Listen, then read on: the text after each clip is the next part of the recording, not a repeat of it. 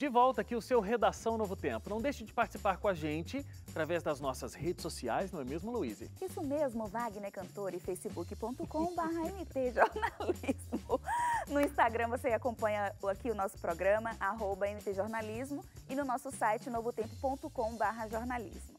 Muito bem. Que bonitinho. Olha, uma lei na Espanha determinou o aumento da licença paternidade, que foi de 5 para 8 semanas. Logo após o nascimento do bebê, o pai deve tirar 2 semanas corridas de licença.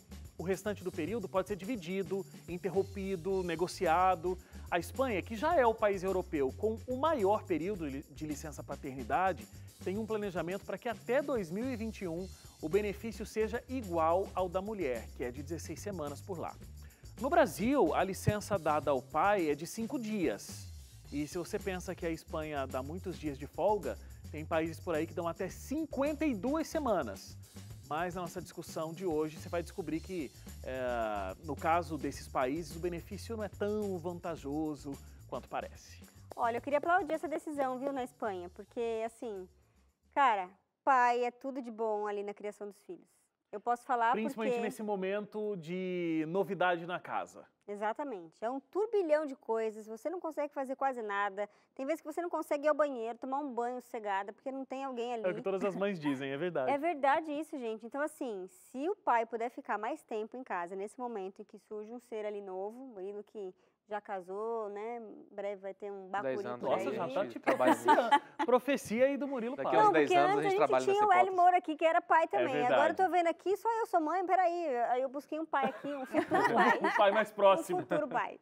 Mas realmente faz toda a diferença.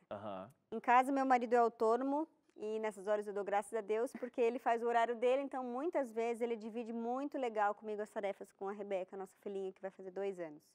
Leva ela na natação, quando dá para eu ir. Quase todo dia é ele que leva ela para a escola, até na escola as professoras brincam que quando eu levo, ela chega, né, de cabelinho arrumadinho, fitinha no cabelo. Quando o pai leva, é aquele cabelo que acabou de acordar, que ainda não penteou. Mas, assim, dá uma super ajuda. Então, se essa licença paternidade puder realmente ser ali estendida e ter mais dias do que aqui no Brasil são só 5, né, faria toda a diferença. Ainda tem essa ideia que, na minha opinião, é meio arcaica, de que o homem, a função dele só tem que prover as coisas da casa, né? Então, o cuidado com as crianças tem que ser somente pela mãe. Acho que não, a família não é só mãe e a criança, né? O pai tem que estar junto ali e acho que tá pouco ainda. Foi 5 para 8 semanas, né, na Espanha. Acho que deveria ser bem mais. Sabe? Porque nesse momento é muito importante. Eu falo isso também porque, claro, não sou pai, mas minha mãe acabou de ter filho, né? Ou minha irmã acabou de ter filho. E eu percebi, passei as férias lá e percebi como é que tá a situação. E graças a Deus ela achou uma pessoa para compartilhar com ela, né, que é o marido dela, uma pessoa que ele pensa muito, sabe? Ele é muito correto no pensar nesse sentido de educar o filho. Então, como ele é dono também, facilita também que ele é dono do próprio negócio, né? Então, como ele é dono do próprio negócio, várias vezes ele deixou de ir, deixou na mão do sócio dele e ficou em casa para dar esse suporte para minha irmã. Tem uma questão da mãe com o filho, que é uma questão física, né? Da amamentação, que é super importante e algo que o pai não pode fazer. É destinado realmente só à mãe. Agora, o pai tem um papel importantíssimo aí, porque em muitos casos, inclusive, a mãe acabou de ter um parto, que às vezes não é um parto normal, é uma cesárea, e ela tem toda uma recuperação. E aí pegar um bebê no colo, tá sozinha em casa, porque não é todo mundo que tem o privilégio de ter a família por perto, de ter uma pessoa que pode contribuir. Então, ter o pai nesse momento, como a Gabi colocou, é fundamental, né, Gabi? E agora você falou o negócio do aleitamento materno, né, que sua mãe pode fazer, e é verdade. Só que ninguém fala de uma outra questão. O bebezinho, quando é pequeno, depois de mamar, ele precisa arrotar. E isso às vezes demora 20, 30, 40 minutos para acontecer. E você não pode pôr o bebê no berço de volta antes dele arrotar, porque senão pode ser que ele regurgite e engasgue ali com o próprio leite e tal. Então, o pai pode ajudar nessa questão. A mãe acorda lá de madrugada 2, 3, 4 vezes à noite para poder amamentar. O pai pode ajudar levantando da cama e ficando com esse bebê no colo até ele realmente conseguir arrotar. Enquanto a mãe está descansando para a próxima mamada. Exatamente, porque inclusive o descanso altera na produção do leite. Às vezes as pessoas falam, você tem que dormir enquanto o bebê dorme. Ah, mas eu não consigo, porque eu tenho que pôr roupa na máquina, porque eu tenho que fazer isso. Mas é verdade, se você não descansa, você não produz o leite. Então, essa não é nem ajuda, né? Essa divisão de tarefas ali entre o pai e a mãe é realmente fundamental. Porque se o pai consegue pegar o bebê logo depois da mamada para fazer ele arrotar e a mãe consegue dar uma descansada, já ajuda para a próxima mamada, como o Eu só Wagner fico falou. preocupada aqui no Brasil porque a gente já tem, nós como mulheres, a gente tem uma certa dificuldade de ingressar ao mercado de trabalho por conta das licenças, né? A licença maternidade, por exemplo. Então, o homem aumentando essa questão da licença, o período de licença do homem, talvez isso também reflita nessa questão do Ou mercado. não, ou seja melhor, porque aí o chefe não vai pensar mais assim, mas aí eu vou contratar uma mulher, ela vai sair de licença maternidade. Vou contratar uma mulher, ela vai sair de licença maternidade. Vou contratar um pai, ele vai sair de licença paternidade. Acaba então, ficando até mais fica igual. equilibrado. Ou então né? não quero mais contratar um homem casado, já tem um filho, ou uma mulher casada, sabe? Mas aí vai ficando mais difícil, né? Porque isso já acontece. Ela é casada e tem filhos. Então, ela não vai estar à disposição quando eu ligar para ela, sei lá, meia-noite, ou não sei. Ela não vai ter tanta disponibilidade. Assim como o homem também. Então, infelizmente, a visão que a gente tem no Brasil é conservadora mesmo. É do homem ser o responsável pelas finanças da casa, entendeu? O provedor, o né? provedor da casa, isso, e da mulher ser a mulher do lar. E aí, com essas mudanças, para dar certo, o ciclo tem que girar tudo junto, né? Porque A senão gente vai está emperrar falando o sobre essa divisão de tarefas. A gente vai dar uma olhadinha no trecho de uma entrevista que eu fiz com o Marcos Piangers. Ele é escritor, palestrante. Ele é uma grande referência brasileira quando o assunto é paternidade. Ele conversou comigo no Identidade Geral e falou exatamente sobre o papel do homem quando nasce um filho. Vamos dar uma olhada.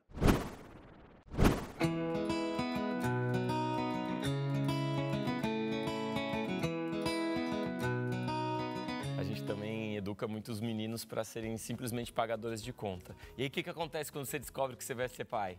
Preciso trabalhar mais. Você tem uma postura completamente inversa da dedicação familiar. Você não diz assim, cara, preciso estar do lado da minha esposa, preciso engravidar junto com ela, no dia do parto preciso estar junto com ela, nos primeiros meses vai ser super complicado e eu preciso estar em casa.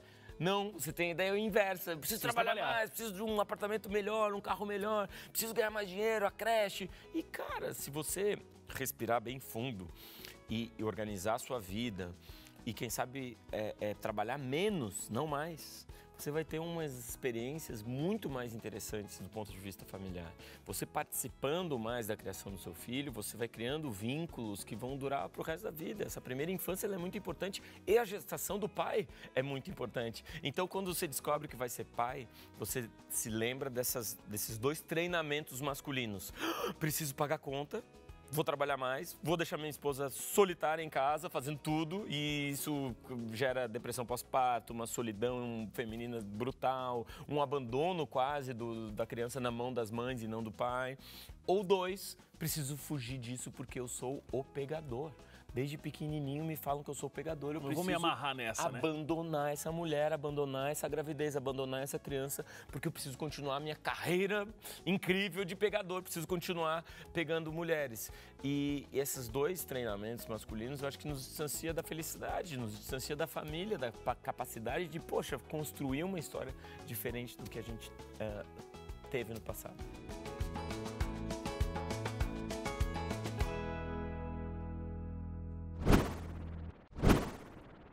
Muito bom, né, ouvir o Piangers. Ele realmente tem uma visão muito moderna desse papel do pai que participa, né? Não é aquele pai que colocou o filho no mundo e deixou a educação toda na mão da mãe, só chega para dar uma coça na criança, né? Para falar mais alto. Não é assim, é o pai que participa. Diferente da visão conservadora que o Luiz falou, né? Você vê que ele até cita, falando que, nossa, vou ter filho, vou ter que trabalhar mais, então você já vou ter que prover mais para as coisas, a engrenagem andar lá em casa. Você vai ter que prover mais, mas não é prover financeiramente, mas você vai ter que se entregar mais, né? Sim. Agora, não só aquele tempo que você tinha que dedicar só para sua esposa, você vai ter que dedicar realmente para uma criança também, né? Sim. E, então, muito interessante.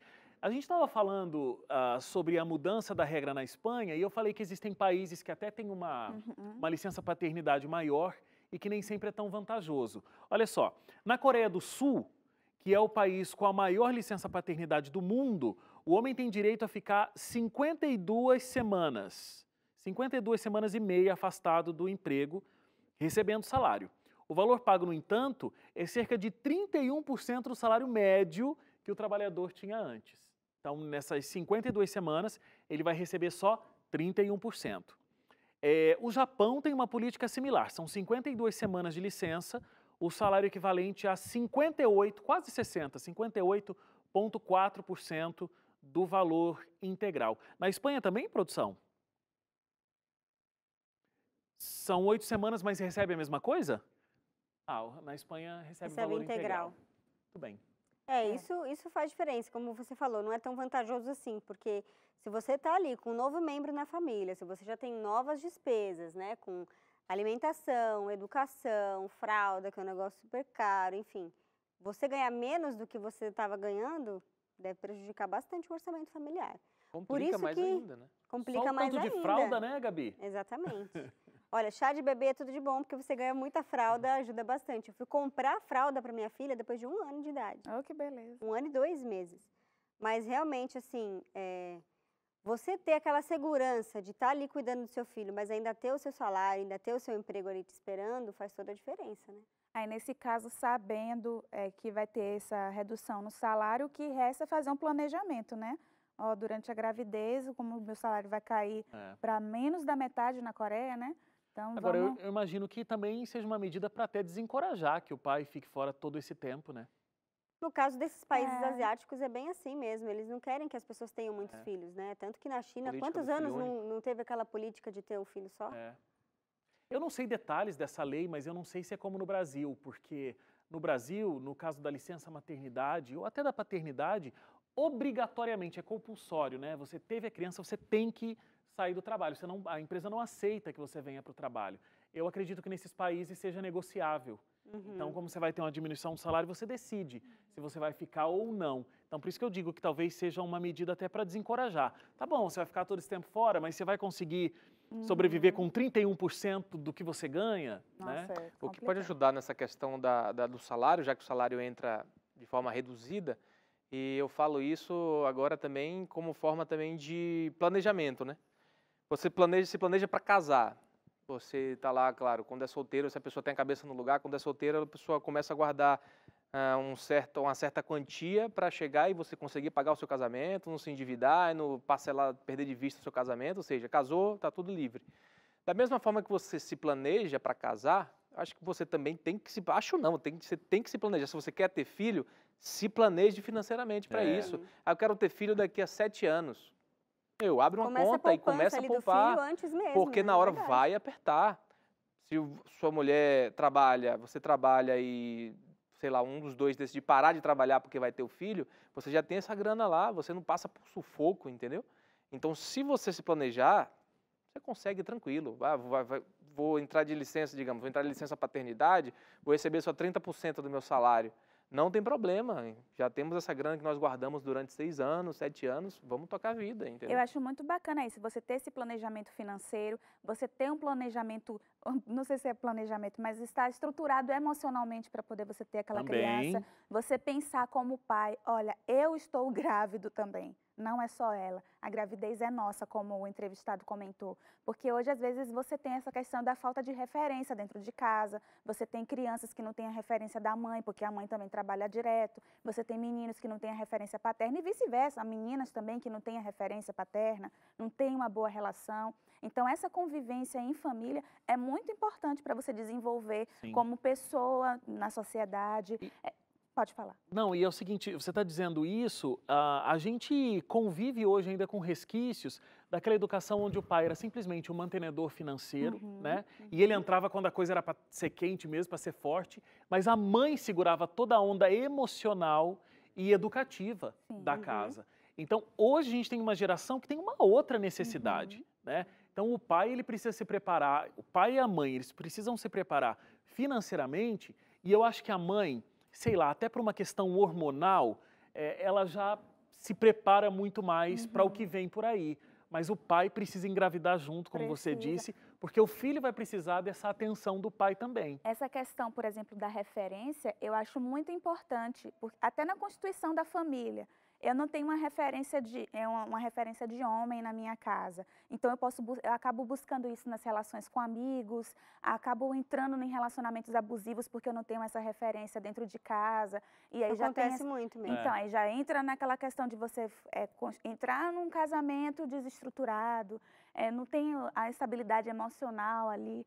Então, a figura paterna e a materna, né, são iguais ali na hora de criar uma criança. Ela precisa ter essa referência das duas formas, da masculina e a feminina. Por isso, a importância do curso, né? Você mesmo falou, vou casar, vou para o curso de noivo. Vai ter filho? Passa para um curso. Como é o nome do curso que você curso preparatório para o parto, ele ensina não só as coisas relacionadas ao parto em si, como o pós-parto, né? A questão da amamentação, de dar banho na criança, de cuidar do umbigo ali, que vai cair em alguns dias. E hoje em dia tem sido muito comum a participação dos pais nesses cursos. E vale a pena, para terminar aqui, isso é uma coisa que a gente ouve muito por aí hoje em dia, mas ainda é desconhecido para muita gente, ou muita gente se faz de aquela história de desentendido, de João sem braço. O pai fazer parte da educação do filho é dividir isso com a mãe, não é ajudar. Isso, maravilhoso. Porque quem ajuda por exemplo, o Luiz está com uma dificuldade na vida, não é minha dificuldade, eu vou ajudar a Luiz a resolver esse problema. Não é minha obrigação, mas vou ajudar. Isso, ajuda é diferente de obrigação. Ajuda Você tem a obrigação de criar o bacuri ali também. De criar quem? O bacuri. O bacuri. Colocou o bacuri no mundo, ajuda a criar. Mas que é Murilo que você fala? É quem pariu o Mateus que balança. Quem pariu bateu, que embale o seu. É tipo isso. E tem muitos outros ditados que nós vamos ficar falando por aqui, mas a gente tem que encerrar o programa. Murilo, obrigado por mais uma vez ter ficado com a gente aqui. É um prazer. Valeu, Gabi. Tamo junto. Até semana que vem, Luiz. Até semana que vem. Até semana que vem para você também. Obrigado pela sua companhia até aqui. Estamos de volta no próximo programa. Até lá.